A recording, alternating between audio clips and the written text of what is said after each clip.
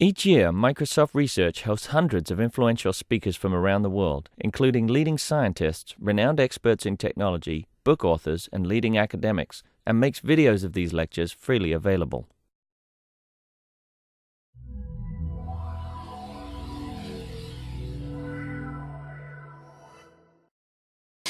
So my name is Yinglian Xie, and I'm a researcher from Microsoft Research Silicon Valley. So thank you for attending the Faculty Summit and also this session. So in this session, we are going to examine various threats targeting online services. And as we all know, with the user data applications increasingly moving to the cloud, Internet service security is critical to ensure both the end user security as well as successful large-scale services. So we're going to discuss, the speaker is going to present a set of attacks ranging from, for example, account creation, and hijacking attacks, to those that abuse search engine online advertising channels, as well as very sophisticated side channel attacks in cloud computing environments. And the speakers are also going to discuss some opportunities for attack detection and defense. And so our first speaker is Robert Sim. Robert is applied research manager from Windows Live Safety Platform team, and his team is developing a lot of protection mechanism for entire Windows Live. And so his team has a lot of first-hand and deep insight into attacks going on targeting Windows Live. And they are working closely with multiple other teams, including Hotmail, Messenger, and other Windows Live divisions for developing technologies that directly protect end users, for example, i.e. smart screen technologies, etc. So Robert is going to talk about attacks and defenses in this area, and he got PhD from McGill University. All right, can everyone hear me? Sound is good? Okay.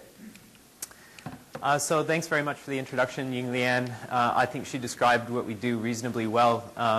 We're a relatively small research team within the Windows Live Safety Platform, but the platform itself is responsible for a wide range of Windows Live properties and also shipping intelligence algorithms as they relate to phishing and malware filtering in IE. So let me just dive right in. What I'd like to do is just give you kind of the 30,000-foot view of the state of the ecosystem when it comes to Internet service security.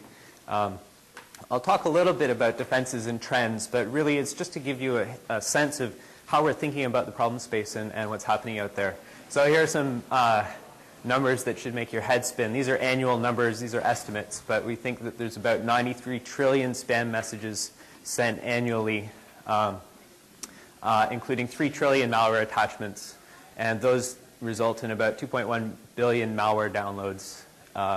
Not to mention hundreds of millions of page views on malicious websites and phishing page views as well.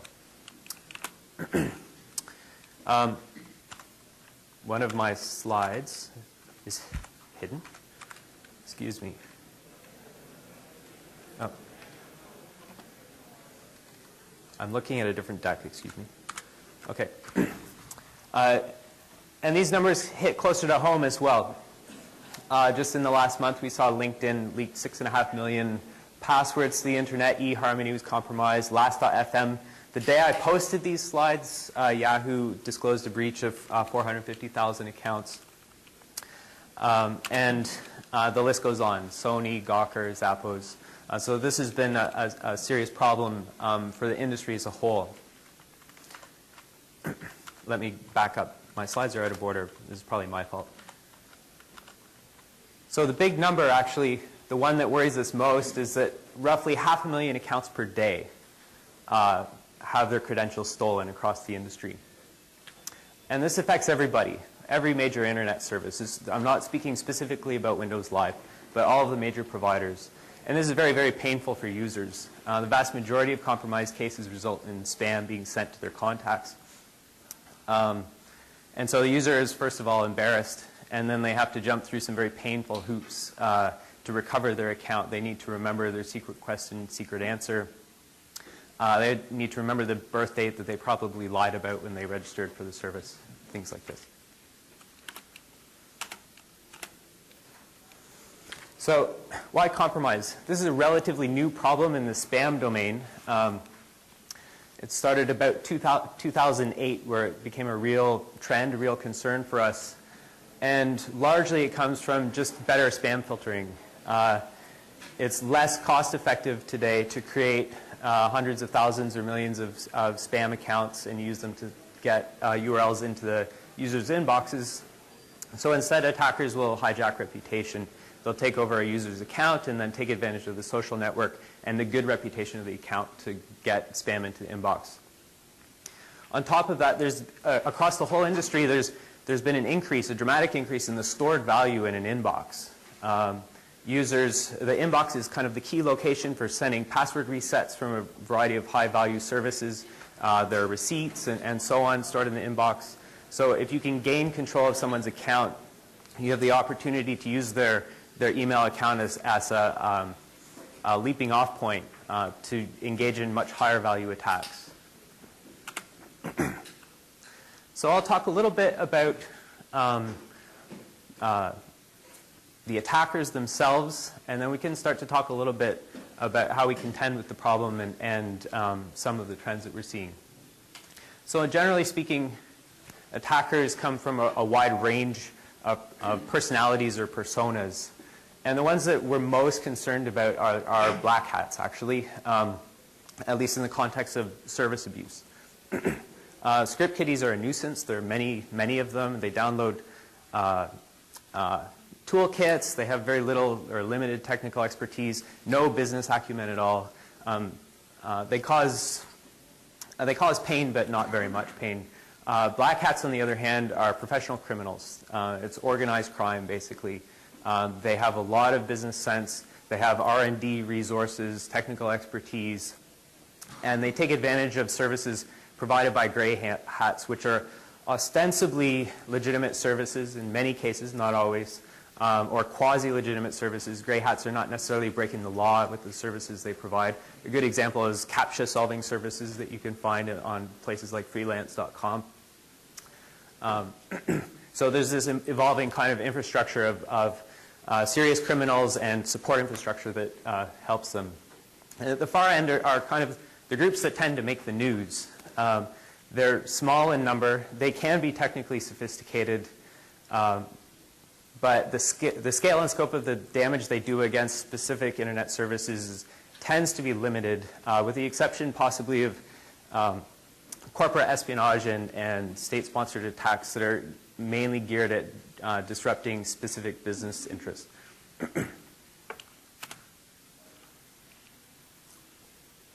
So it should be becoming apparent now that really what we're fighting, especially when we talk about black hats, is an ecosystem. It's not hackers, it's not script kiddies, it's an industry with business models. There's a high degree of specialization in the industry. There are people that specialize in account harvesting, people that specialize in getting spam into the inbox, people that specialize in renting out botnets and doing geo-targeted abuse proxies and things like this. And this ecosystem is very, very adaptive. They have the resources to turn on a dime, to fix things when we make a major service change. We'll break all of their scripts and automation, and they'll go out and they'll, within 24 hours they'll be back on the horse, basically, continuing their attack.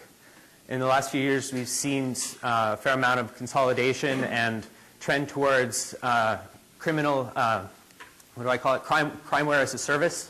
So abusers have set up their own internet portals, their own self-serve sites, where you can just basically go online and get the geo-targeted botnet that you want. You don't necessarily have to deal face-to-face with the criminals that you're working with. So if I haven't made it clear yet, I think it should be clear now that really abuse is an economics problem. Definitely there are technical elements to it, but when we think about how we want to mitigate abuse and online crime, we try to think about the problem space in terms of how can we increase costs to attackers and how can we decrease their revenue. So some good examples is how can we increase the cost of creating, distributing malware, getting it to users' inboxes, reduce click-through rates when it does reach the inbox. If we can increase the cost of solving an individual CAPTCHA, we would increase the cost of creating new spammer accounts. And likewise, when an account is suspended because it's obviously abusive, we can demand things like SMS proofs and other cost proofs to ensure that the attacker is paying some penalty or some price for regaining control of the account. And on the flip side, we want to decrease their revenue. So what are the ways we can limit the extent to which they can scale out their attacks? How can we decrease the value of a compromised machine and the data that's stolen from it, and decrease the value of URLs as they reach the inbox? These are some numbers. They come from various sources. They give you a sense of kind of what are spammers' costs today. A couple interesting ones is that at the low range, compromised accounts and spam accounts are roughly the same value. You know, I don't have a good explanation for that, but if you go out into the ecosystem and you want to buy accounts, you can buy them at about $1,000 per time, and it'll cost you $455 to obtain 1,000 accounts and exploit them for spam. The higher value accounts tend to have proofs tied to them, SMS proofs and so on. And it also varies by service a little bit, depending on whether you want Gmail accounts or Hotmail or Yahoo and so on. Another interesting number is loads. 1,000 freshly infected PCs can range anywhere from $8 for a generic set of 1,000 PCs up to $400 where the PCs are geo-targeted. You have some knowledge of exactly where those PCs are located. And then the last one I wanted to point out is CAPTCHA solving services at the far end, typically run in the range using sweatshops and OCR type attacks, anywhere from about 70 cents up to $1.90 per 1,000 solutions. So it costs attackers basically 70 cents to create 1,000 new accounts. Okay, let's come back to compromise because, as I mentioned earlier, this is a painful part of the equation for users. These estimates, there's a lot of uncertainty. This is one of our big open research problems is how do we figure out what are the main sources of compromise? But to the best that we can estimate today, we believe about 2/3 of it comes from malware. An important thing is that it's really a combination of malware plus Windows Update hasn't run recently. So we think that less than 1% are really zero-day attacks. That really it's unpatched machines that are left on the internet and users download some exploit that could have been blocked but wasn't.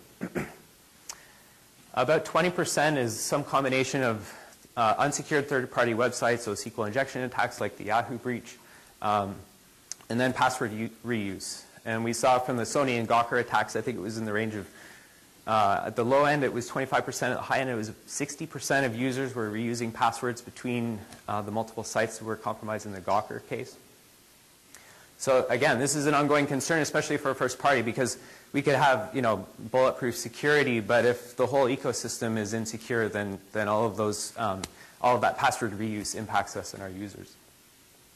And then the other attacks kind of fall off the chart. So really the trade-off, I think, is between malware and third-party password reuse in terms of where the most uncertainty is. We have a reasonable handle on the bottom set of numbers.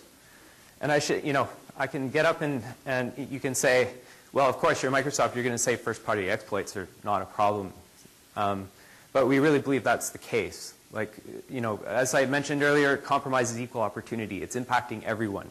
And if you look at the Yahoo breach last week, that's kind of a first-party exploit. Mind you, it was on a subdomain, but that impacted 5% of one day's take of compromised accounts, 5% of 450,000 credentials that were leaked. So where's the industry going? Well, the password reuse problem is definitely an ongoing concern. Mobile malware and lack of policing in certain app stores is becoming a bit of an issue. Harvesters are becoming more sophisticated. They sort accounts. They check whether there are billing relationships with accounts, and they'll sell them, for different prices based on what perceived value they have in the account. Abuse proxies are becoming more geo-targeted. I can say, well, I know this account is from the Eastern Seaboard, from Philadelphia, whatever, and rent an abuse proxy that's in that geolocation. Also, a higher extent of identity theft, that when you purchase credentials, you're not just purchasing email credentials, you're getting the banking and credit card information and so on. So I think I have 5 minutes. So I'll blast through my last few slides. When we think about solutions now, and really it's not, we can't solve abuse. We need to mitigate it. We want to keep it contained and controlled. It's never going to go away. It's organized crime. It's never going to go away. So we think about how can we involve users more in protecting their accounts? How can we educate users?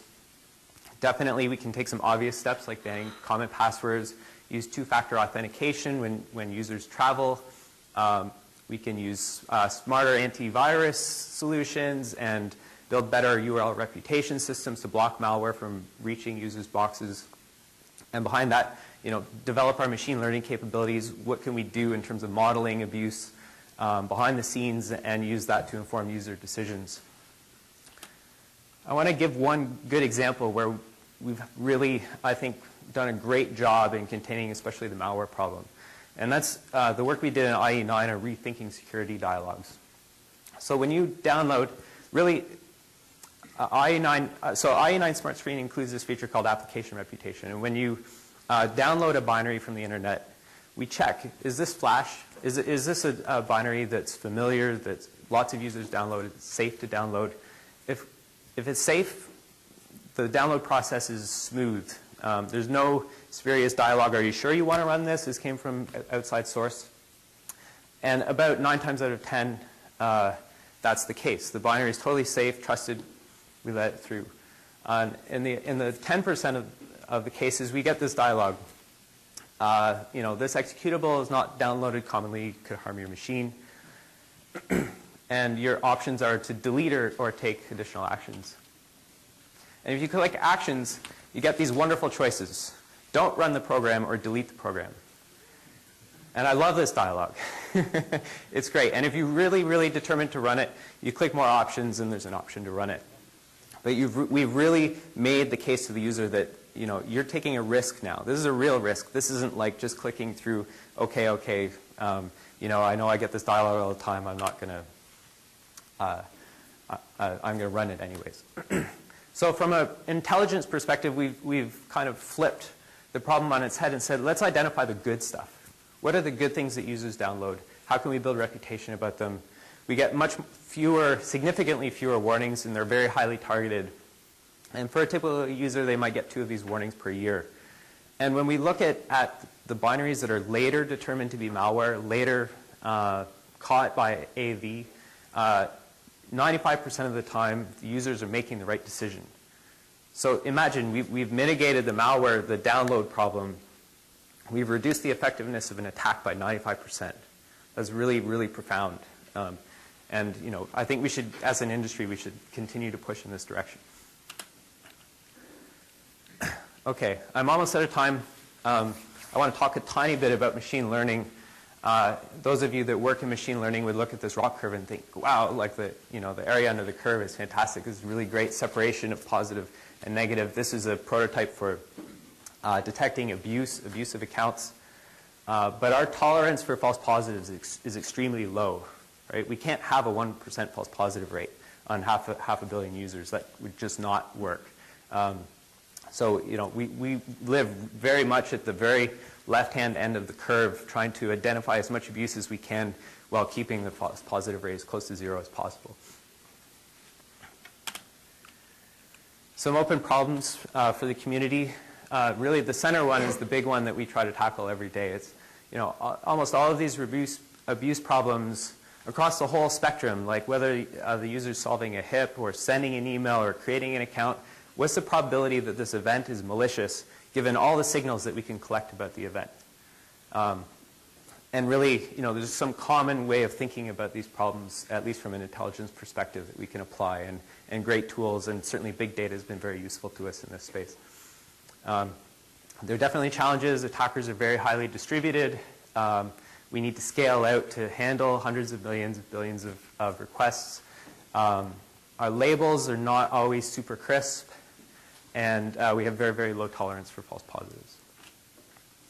Okay, just 2 call-outs and I'm done. The first is this, just in order to protect yourselves, check the state of your Microsoft account, your Hotmail account, go to account.live.com. Make sure your proofs are accurate and you can remember them, so later if you are compromised, you can give us the right information, you can recover your account easily. Always use unique passwords, goes without saying. And then lastly, I do have some space for research interns, and if you have any questions about this talk or you have students that are interested, you can contact me at this email address. That's it. Thank you.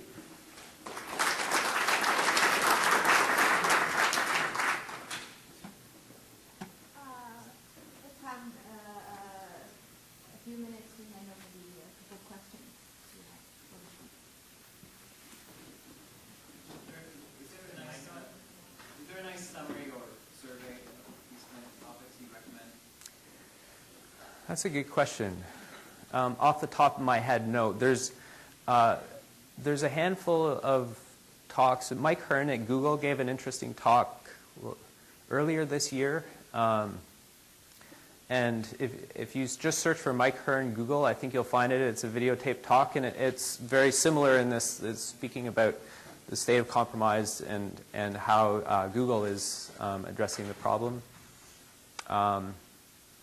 Otherwise, I don't have a great answer. Right? Rob, in terms of monitoring binaries that are coming down the pipe, to what extent do you have to worry about users trusting you? Because the stuff they're downloading is either known to be sketchy intentionally or proprietary, or for some reason they don't want to tell you too much about it, and thus there's this issue of trust between them and you that has to Right. Yeah, that's a good point. And certainly, like with these warnings, the technically savvy users are always going to be like, oh, I know what I'm doing, right? They'll click through anyways, and they may in fact be infected because of that. They're like, oh, I don't trust what Microsoft is saying. I think the bigger picture is the App Store picture, and there the jury's out on really whether the walled garden is sufficient protection. And certainly in the Android case, I wasn't going to name any names, excuse me, but in the Android case, the lack of policing the App Store has been an issue. And, I think we, as an industry, and especially the AV industry, will need to get a handle on what does malware look like in the App Store. And if the user is consented to surrendering their PII, for example, their personal information, is that really malware? They gave consent because they click through, this app will upload your contacts and so on. That's, in the app manifest. So, yeah. Last one. I have a question about this dialogue when you pop up, like not a lot of users run this. Wouldn't that be a great way for you to collect the binary and then run it in some more specialized environment, and you say, the jury's out, let's wait, and then you run it? Yeah, so there are technical reasons why we can't do it in the moment. We don't want to steal the user's bandwidth, but we definitely are interested in collecting binary samples and analyzing them and so on. Okay, let's thank the speaker again. Thank you.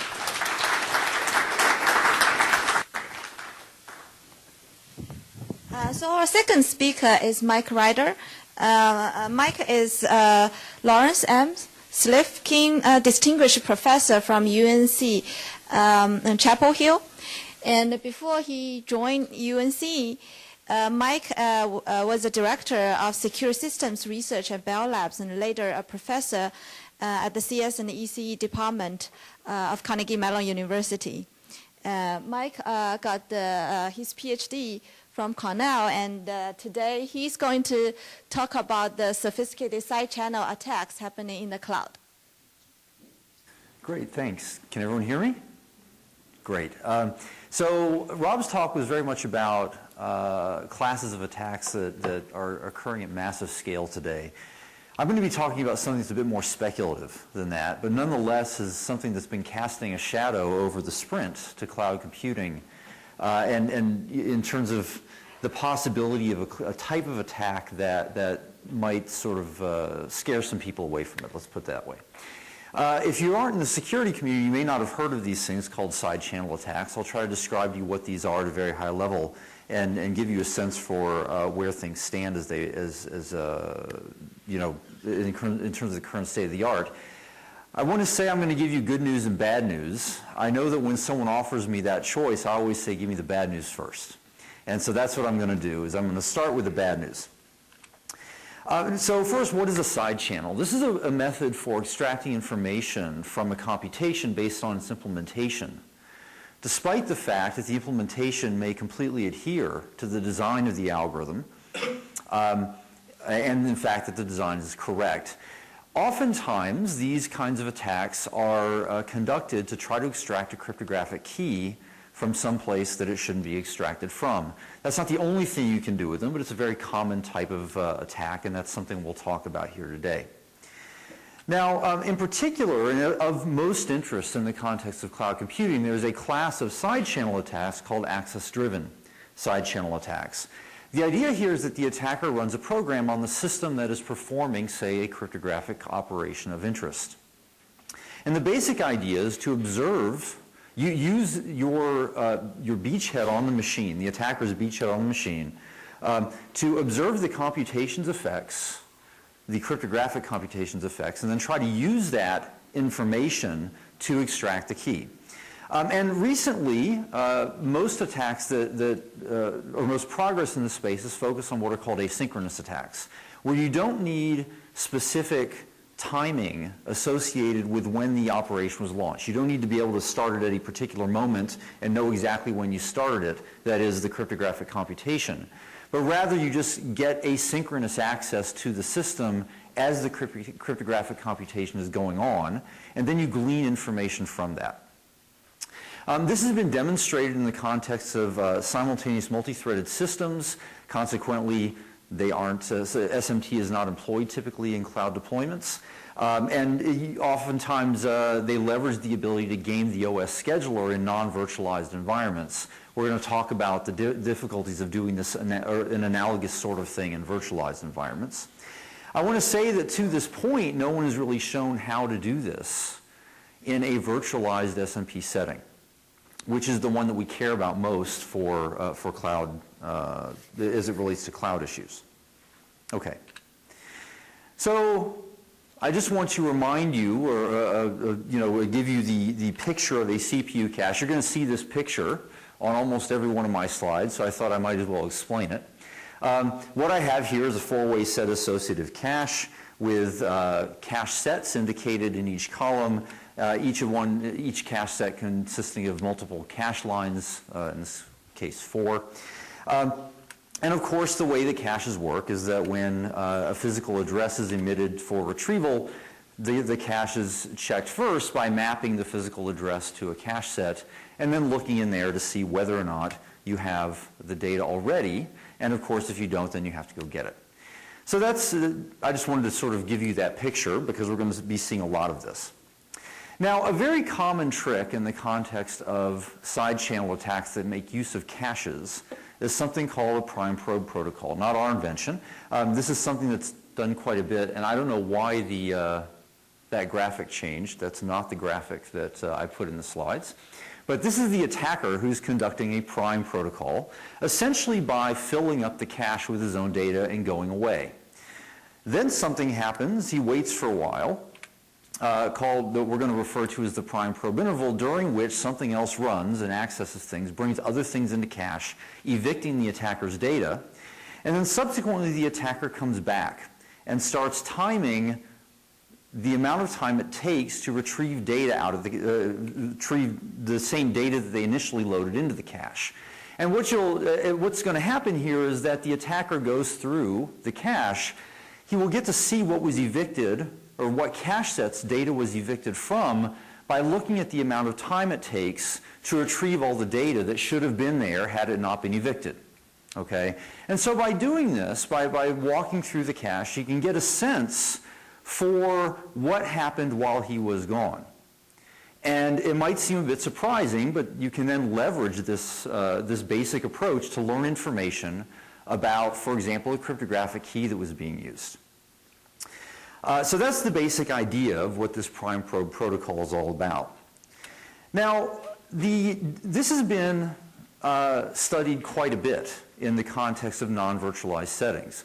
So, you know, your typical situation where you have an attacker process running next to a victim process on an operating system, and the attacker process primes the cache, waits a while, comes back, probes the cache, and says, oh, I see they access these cache sets and so on and so forth, and let me figure out what I can from that. When you move to a virtualized setting, of course, there's some more software that's in play. And these extra layers of software cloud the picture from the attacker's point of view. And this is one of the big reasons that it's been very hard to pull off these kinds of attacks in the context of virtualized settings. Now, a little more specifically, I wanted to sort of highlight what some of the challenges are in this domain. One of them is that, in general, in these virtualized settings, for example, if you take the default credit scheduler in Xen, the scheduling quantum is very coarse. What that means is that the notion of the attacker going away and coming back later, it's like going away for a year and coming back later and seeing your entire, all of your data evicted, roughly speaking, right? It's a very coarse signal.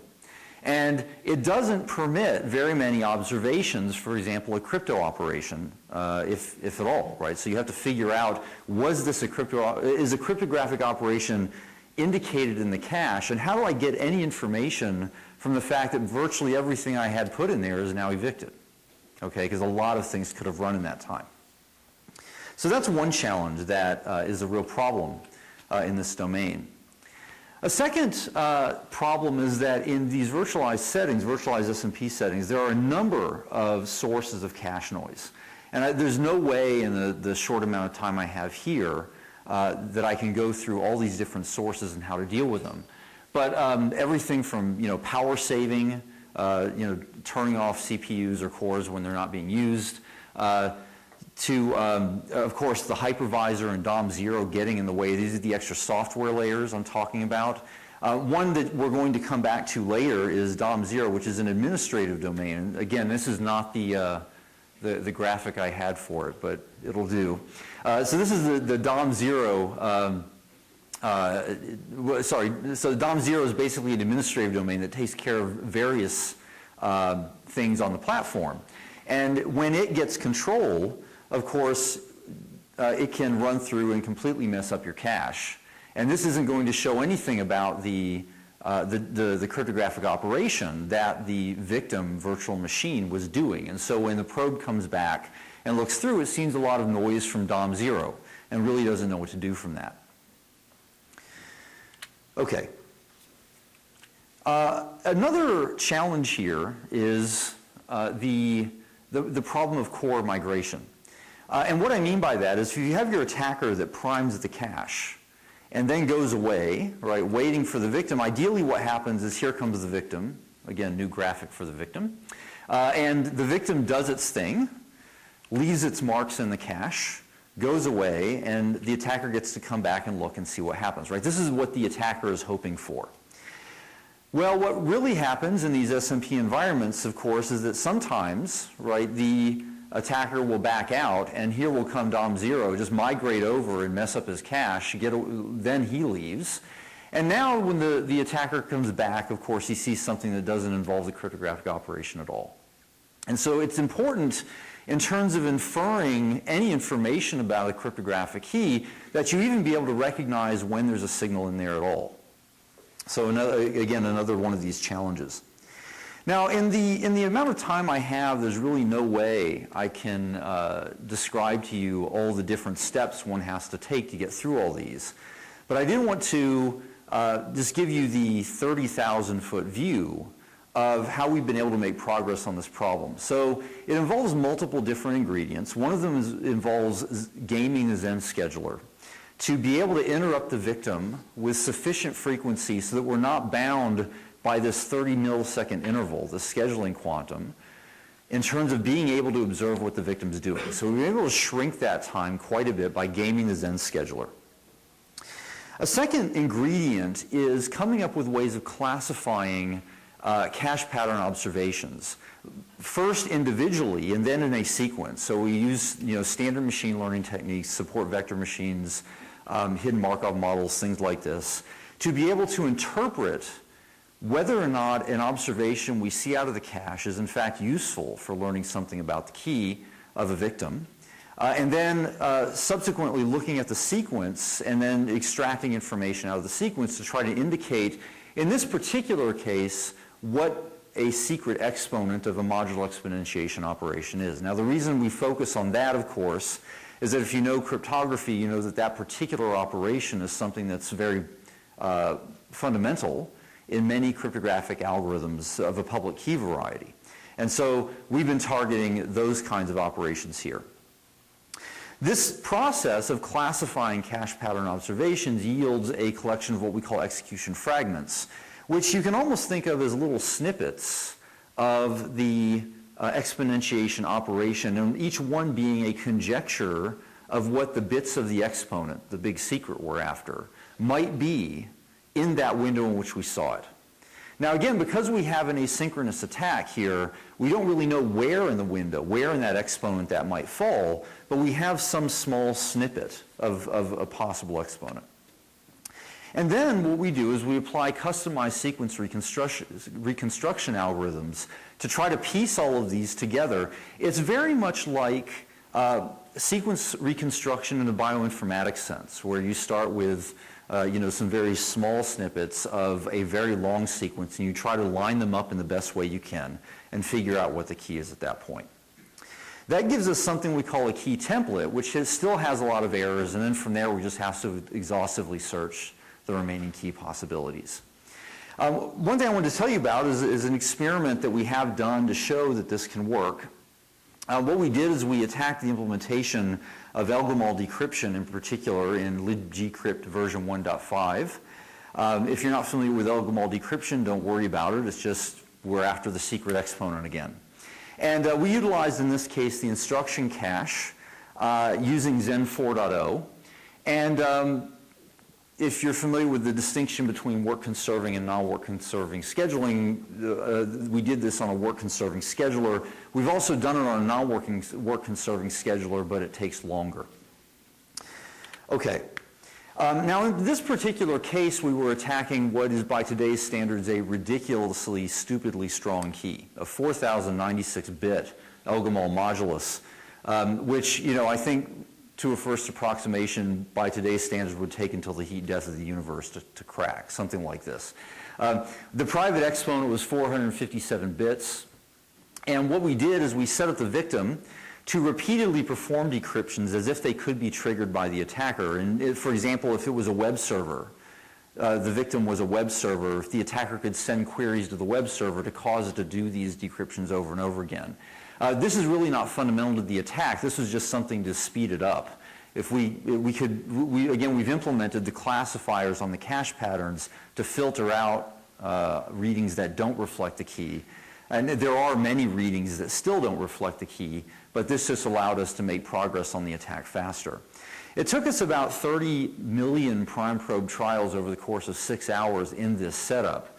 But after doing that and several hours more of computation in terms of the sequence alignments and things like that, we were able to narrow down the key space to about 10,000 possibilities, which of course is easily searchable at that point. And so this is kind of the punchline, the bad news, right, which is that this kind of side channel attack does appear to be possible in this context.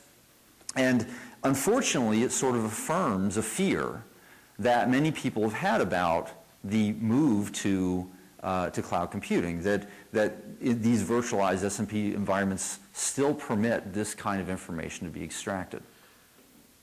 Okay. So I have about 10 minutes left? 7 minutes left. Okay, fair enough. So what I'll do now is I'll transition to the maybe the good news. Now, a reaction to this kind of attack is to say, well, what we should do is try to physically isolate virtual machines that you really care about the security for, that is, that have cryptographic operations going on and so forth. An example of this, and I think this was largely spurred by preceding work to this particular one I told you about, was Amazon now offers, of course, dedicated instances. If you want to run and pay a little more, you can have your tasks physically isolated in the cloud. Now, the trouble, of course, here is that typically cloud providers don't give you visibility into the platform to confirm that, in fact, you're receiving physical isolation that you promised. And this, you could imagine, of course, things that could, the ways that this physical isolation promise might be violated would be a configuration error on the part of the cloud provider, or maybe just taking shortcuts, get lower cost temporarily for some reason. We're not really focused here on an arbitrarily malicious cloud provider, because I think at that point you're a little bit stuck. But what we are worried about here is that you want to just be sure that the cloud provider, if they said you're getting physical isolation, you will get it. And we're assuming here that the cloud customer really doesn't have any control or visibility into the platform, the virtualization layer, and consequently their verification and auditing is difficult. So in a different project that we've been working on, what we've done is we've turned side channels on their head. And we said, look, if we can use them as an attack vector, we could also use them for the good guys to figure out if they are in fact running alone on a platform that they've been told they'll be running alone on. And we tend to think of this in terms of two classes of VMs, the friendly ones, the ones that you put out there and want to run alone, and what we call the faux VMs, or the ones that you don't want there. And that's indicated by the exclamation point in the triangle. Again, not my choice, but that's what we'll work with. So that's the faux VM over there on the right. Wow, okay. I really should have looked through this here. So now those are the friendly VMs, the little people standing there. The basic way this is going to work is that the friendly VMs are going to coordinate to identify, in this case, a cache region that they are going to actively avoid using.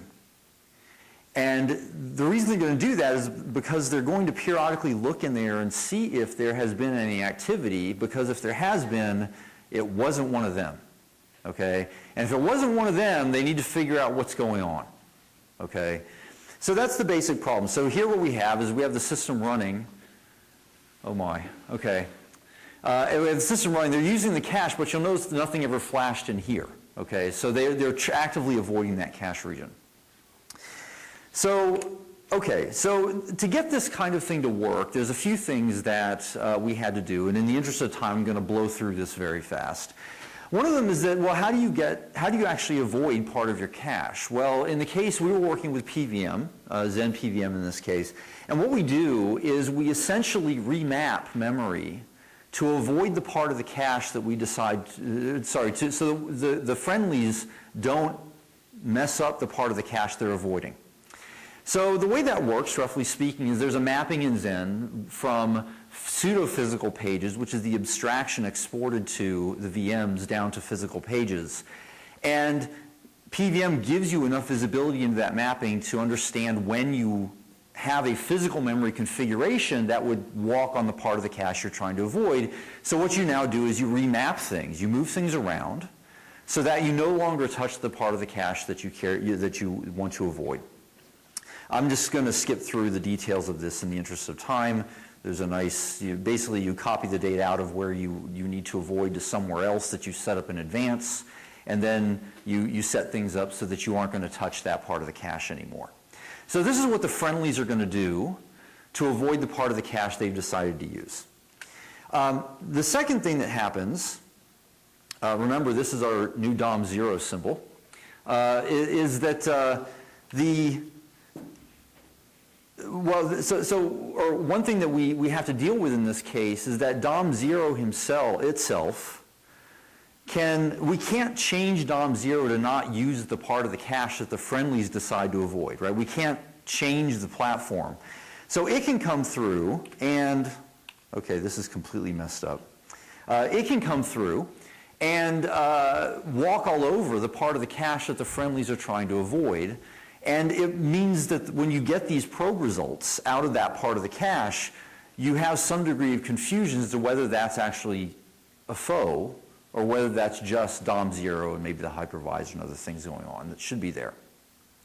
So what we had to do is build a classifier for what activity looks like on the platform in the absence of a foe in the part of the cache region that you're avoiding. And very roughly, what you end up getting is a bimodal distribution in terms of your probe results that really breaks down in our platform down to two cases. So in our case, we were working in the L2 cache. Each L2 cache was shared across two cores, and there were really two configurations we had to worry about. One was that there was a friendly on one L2 cache and DOM0 was on the other L2 cache. And that would give you this part of this big spike here. The other possibility was that DOM0 was also on the L2 cache that the friendly doing the monitoring was on, in which case you get this other bump in the distribution. Just to cut to the chase, we use this observation to build a classifier where essentially the presence of a foe will push you to the right in the distribution. And so what we have to do is we have to look at a number of observations over time and then figure out what's the likelihood of this having happened if there was no foe. One thing that makes this a little harder is that, in fact, that distribution shifts on the basis of the amount of work that DOM0 has to do. What changes that? Well, primarily it's what the friendlies are doing. So every time we take one of these readings, we have to sort of think about it in the context of what the friendly VMs were doing at the time and interpret it differently, okay? But so that's one of the big challenges in building this. But let me just sort of summarize then in the end how this ends up working.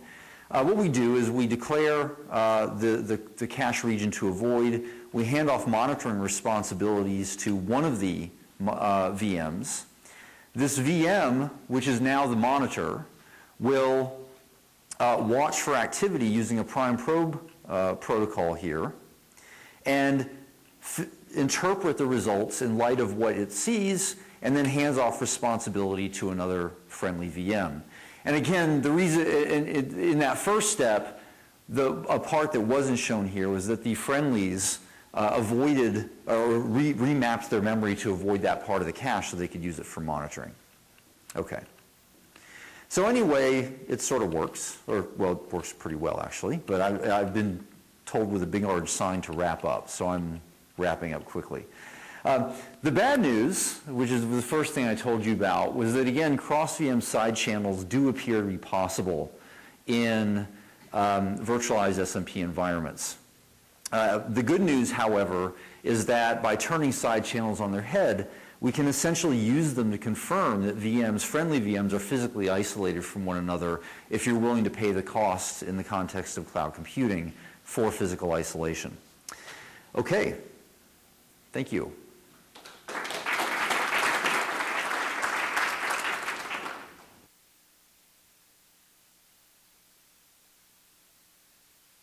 So I guess Mike wrapped up very much in time, and so we still have time for a few questions. What about creating some random VM that just creates noise? I see. So the question is, so as a defensive measure against the first class of attacks, introduce additional noise into the cache. Yeah. So I think that's a really interesting idea. It's not something we've explored. The expenses of doing that and what it means to the performance of the applications you care about is unclear. I think that's one thing you'd have to worry about. The other thing is how much randomness you really have to inject so that you have confidence the attacker is not just slowed down by a small factor of 2 or 3, but you've really stopped the attack. And I think that's the hard part in that approach, but that's a knee-jerk reaction. We haven't experimented with that at all. It's a really interesting idea. So doing that home alone analysis is obviously depends on statistical information on the VM and also on the native operating environment and what else might be present. How feasible is that likely to be in practice? Do you have that amount of data? Yeah, that's an excellent point. So I blew through the evaluation so fast. I mean, what you're pointing out is that there's a training phase where you need to train the classifier on the platform you're going to be running on in the cloud. And no, there's no foe there at the time. Absolutely. Yeah, that's right. So there's a few things you can try. One is do a trust on first use model, right, which is, you know, well-known tofu model. We use this all the time in security. You cross your fingers and hope the first time it's working out fine, collect your data, train on it, and so forth. The other approach you can take is to replicate a machine that the class of machine that you're going to have access to in the cloud by one instance, train there, and then put things out. Those are the two models that we've thought of so far. And hope there's no config change in between, like, you know, as time passes. Yeah, I mean, so I think most of this has to do with the hardware configuration of the machine. So it is not so, I mean, not entirely. You're absolutely right, but I don't see it changing that frequently. Yeah. Okay, let's thank the speaker again.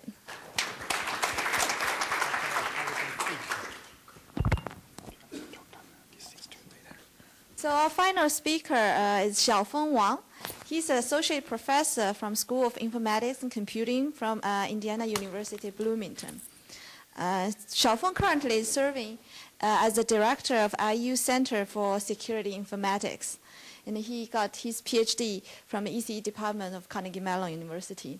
And so Mike told us both some bad news and good news. And in the first talk, we've seen a lot of attacks, and Xiaofeng is also going to tell us some more bad news in the first part of his talk on attacks that abuse online advertising channels. At the end, hopefully he'll also tell us some good news on the detection aspect. Second part, maybe some good news. You know, just and my slides looks a little bit different from others, right? You know, just and I apologize, I haven't formatted as a Microsoft way. But the good thing is I don't have the trouble Microsoft Word, right? it won't get messed up. It will authentic to the original form. Let's see what's going to happen. And so first, you know, just I'm very happy to have this chance to talk about our web security research here. You know, just the recent years, we indeed has a wonderful journey on the web. So, and you know, just and it's wonderful because we did a bunch of nasty things, right? And here's what we did: we're trying to figure out how much you earn, and you know, just and what kind of disease you have, how did you invest, by simply looking at, you know, right now I can use this term side channel, which produced by web application. Then. And we shop for free and getting the stuff we really don't deserve, and try to log into other people's account by cracking those sloppy third-party web API integration. And you know, just more recently, we're trying to advertise to you something you really don't want, just like malware infection, right? And just through the party you may trust, just like New York Times. And you know, just don't just blame these things to us. You know, just we're not that bad, right? We cannot do this without our Microsoft accomplices. You know, just and so here I list the name of those who are equally guilty on the slides. You know, just and look around, you may find some of them. But today I'm going to talk about, you know, just our recent work on malicious advertising. You know, again, it's a joint work with Microsoft Research, and what we're trying to do is we call these things malvertising, right? We use these terms generically, you know, just and trying to refer to a broad category of attack, just like drive-by download and scan, click fraud, as long as it goes through the web advertising channel. And so, you know, today if you go to those big publisher web page, New York Times, I'll be very surprised if you don't bump into those banned ads, right? You know, just they're everywhere, which is understandable because, you know, just and they generate revenue for the publishers. Many publishers live on that.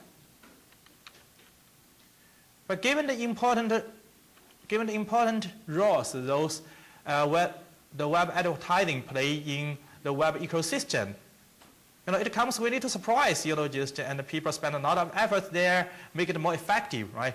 And so right now, this web advertising business has already developed into a very complicated form, right? So if we talk about advertising, we are no longer talking about just advertiser and the publisher. And we're talking about such a big system, a very complicated system, right? We have a publisher, we have an advertiser, we have a bunch of people standing in between. And for example, we have this ad network, ad exchange. So they serve the role just like a matchmaker and trying to bring advertiser to publisher and publisher to advertiser. There's some other parties which buying, selling traffic and doing targeting and you know, just all this behavior. The system become very complicated. So the common wisdom is if you have a complicated system, the more complicated it is, and the more difficult to get it right, to get it secure. And this also happened to this online advertising system. Back a few years ago, a famous instance is one day when people visit this New York Times. So here's what the greeting then, right? It's a fake AV, ad. This is not the original one, right? I just want to show these things happen. This is a very big issue. And because it looks like New York Times is kind of promoting malware to its customer, right? This kind of stuff, it jump out of New York Times webpage. It looks like, just credible, right? People may click on that. Once you did it, you get screwed up. So how could this happen? How could New York Times, such a big, reputable, advertiser, publisher, and end up promoting malware to their customer? To understand, how could these things happen? We need to take a close look at this in online advertising, and procedure. Today, imagine you're at a network. If you want to publish something on New York Times, what you need to do is give an ad tag to the publisher. So New York Times embedded this ad tag into its content, right? So whenever someone visited, the New York Times web page, his browser will automatically interpret this tag and execute the code. So what's happening is this guy's browser will go to ad network and try to grab the ad, right? If the ad network does not have the right thing to post there, they may resell the space to the other ad network, right? So in this case, what you get from ad network is just a simple redirection. It will redirect you to another ad network and try to get the right ad, so and so forth, right? So this procedure we call ad syndication. It can become very complicated. So as you can see here, with ad syndication, actually the publisher has little control on, what will be posted to the end user. When the bad things happen, they don't even know who's responsible for that, right? Because it could be further down this syndication chain. You don't know at which link the bad things happen. So the whole thing's become very complicated, and given its complication, right, and the effective mitigation of malvertising threat become very difficult. So a lot of people have studied this, this problem, and there are a bunch of work here. I don't think I have time to go through them one by one. And all this approach and made progress in the area and succeed and to some extent. But an important feature here is that they all trying to looking at individual identities behavior on the ad delivery chain. Right? For example, if you work on code analysis, you want to take a close look at the ad being delivered to the user, looking at its content, find out those contain malicious code, for example. We believe there are important aspect and which has been missed here, and which had the potential to provide a new way to look at the whole thing. Just as I mentioned, those previous research, they focus on individual entity. So we're talking about, just today, if you want to do this malvertising business, there's more than one entity. It's a whole infrastructure out there, right? Your attacker has multiple parties. They work together and try to deliver, just ads to victimize the user. So we are looking at these things from the relation between different entities. We're asking questions how this infrastructure look like and what the topology look like. And with such information obtained from this kind of understanding, we believe we can develop a new technique that complement the existing content-based approach, and to better protect the user from malvertising. So as a first step, we perform measurement study on malvertising. Our objective is we want to understand the scale and magnitude of the problem. We want to look at the features of individual nodes, that is URL during the ad delivery chain, and the relation between the nodes, which describe the feature of the whole infrastructure. And then based on such information, we come up with a new detection approach, which turned out to work pretty well, and we outperformed the existing blacklist and malware scanner, just like Google C browsing and Microsoft Forefront by 15 times in terms of number of malicious case being detected. So more specifically, in the last year, throughout June to September, we used 12 virtual machines, just repeatedly crawled the top 9,000 Alexa website. Right? And our objective is we're trying to extract those ad-related redirection chain. For example, and once you visit this freeonlinegames.com, right? What you will see is it sends a request to DoubleClick. Then from DoubleClick, it will further redirect you to snode.com, which is another ad network. So this just gave us this ad redirection chain, right? From freeonlinegames.com to DoubleClick and then to snode.com. And we identified the redirection chain related to the online advertising using easy list and easy privacy. And these are two lists which collect all the features and are used for detecting ad-related URLs. And in this case, we found DoubleClick is related to advertising because it has this special feature. Now over the ad-related redirection chain we discovered, and we run forefront and safe browsing on the individual node. Here one node is a URL, and we're trying to find out, just detect those malicious case, right? Malicious and and content delivery paths. So we found almost 1,000 malicious case. Here a case I'm talking about is a domain path. That is every node on the path actually is a domain, right? And so using this way, we can generalize the things we found. And because, just a lot of URL paths, and they actually share the same domain. They just, each time they use a slightly different URL pattern. Right? And we found about 286 infected publishers and a bunch of malicious node and malicious domain. And there's we also discovered multiple advertising campaigns. The short one lasts the short one takes 3 days, and the longer one, just lasts 2 months. So here's an example. If we visit this website, frog.com, and then, it will generate a request to DoubleClick. Then DoubleClick will, unfortunately, in this time, apparently they were infiltrated. And it will bring you to snode.com, which is a malicious ad network. So that one will bring you to a redirector. So finally, and you will hit the target, which is the attack server. So interestingly, during this process, every step of the, on this attack path, adversary, just take some very serious mechanism to hide themselves from detection. For example, snode.com, it will randomly pick up redirect each time and to move you to the next step. And then, and the redirector will randomly pick up one out of 84 scan website, to move your browser to. And also those individual nodes, they all perform complicated cloaking, right? They're looking at your IP address, looking at your user agent before they can take the further action. Once we obtain those, just confirmed malicious paths, and we take a close look at individual nodes and try to find their feature. Interestingly, and for those malicious nodes, right, over 90% of them looks like have nothing to do with advertising. So that is we use this easy list, easy privacy to scan them, right, and they are marked as unknown.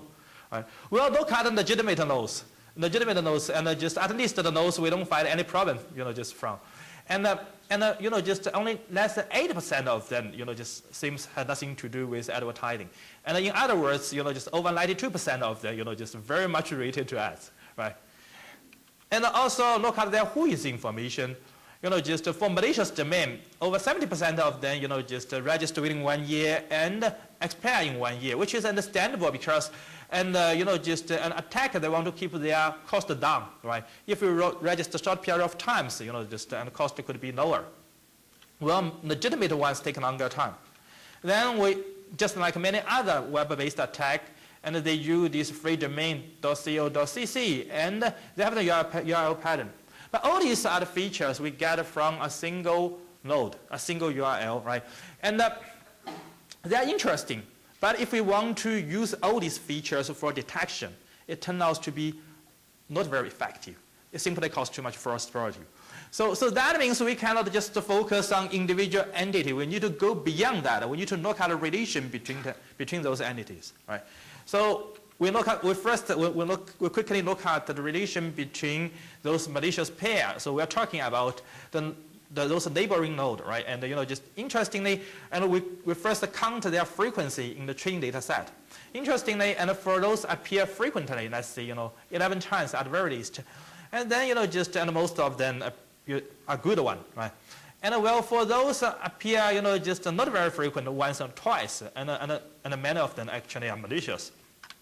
So this is understandable because, for legitimate parties and the relation between those parties, just describe the authentic business relation, and they should be a kind of stable than those malicious parties.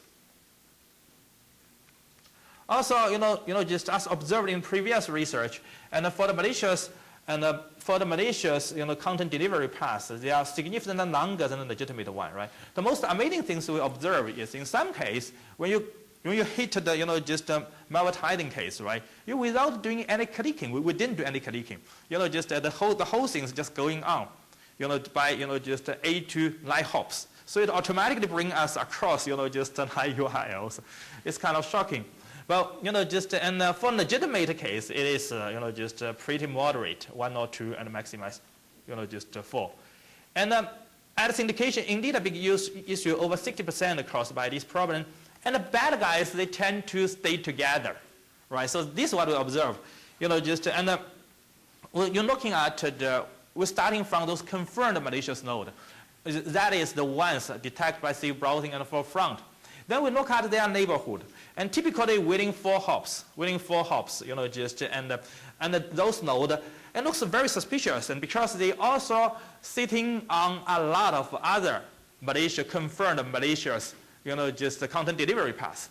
Well, if we look further, let's go to 5 hops, 6 hops. The chance for them also shared by other malicious content delivery paths become very, very low. So what does that mean? That means if we want to capture the main feature of infrastructure, right?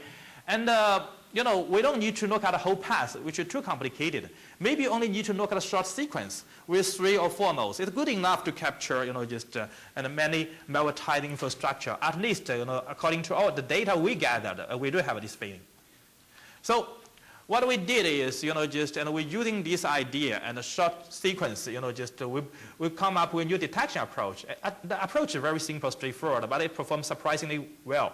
And we use 3 node sequence, right? Then, each time, so for each node, we just label it with an information attribute, just like frequency, rows, what kind of row, publisher, add, unknown, and domain registration time, and URL pattern. And then again, those features, if you use them alone, it does not work well. The power of our approach put them into context, bridge them using the subsequence. Then in the training data set, and we track those short sequence, use statistical learning to automatically generate a detection rule. And then we evaluate them on the training on test data set. I guess I just have time to talk one of them. And interestingly, in the data set we got in October, and we discovered 291, compromised website, and compare what can be done, what can be detected by safe browsing and forefront, which only get 111, less than 40% of what we get. And when we come to the case that is, malware tithing, domain path, we get 4,072. Well, safe browsing and forefront together only get 258. That means we just detect, almost 15 times, as many as malware tithing case as, just safe browsing forefront, those content-based detection can get. And also we detect much faster than those approach, on average 10.5 days ahead of safe browsing. So I guess I have 1 minute to quickly go through, just a new attack we found. And this is valuable because that means not only can we detect those, known attack, but also we can capture new ones and people never know before. So this is a new type of click fraud, just different from conventional click fraud, which use clickboard, right? And we found these type of things. Actually, the attacker directly embed iframe into, just compromise the website. So when you go to those compromised websites, it automatically generates a fraudulent click and send it to we call doggy search engine. So that search engine, just, and if you go there, search anything, right? It just come up with a link and point to the malicious website, and don't click on that. Right? And then, the doggy search engine forward those fraudulent click to a legitimate, just pay-per-click network, viva.com. Okay, so, so in this case, and it looks like they're trying to get revenue out of it. I need to quickly wrap up, unfortunately. So concluding is malvertising indeed a big issue. 1% of top publishers are infected, and and also a lot of reputable ad network, just like DoubleClick was infiltrated. And on the other hand, we show infrastructure view indeed provide a new angle to look at this problem, and it's quite promising. Just our approach is simple, straightforward, but still it caught just 15 times just as many as malvertising cases than those content-based approach. So in the future, we believe we should just combine things together and, and using, for example, our approach to generate those high toxic, flow, and then use content-based analyzer and to, figure out, to validate the result. And the approach could also be installed on the end user front, and to let the user to identify those suspicious URL before then stepping into that, because the approach is much lightweight, right? It's much simpler. And so, here's my talk. I will be more than happy to answer your question. Unfortunately, I think time is up.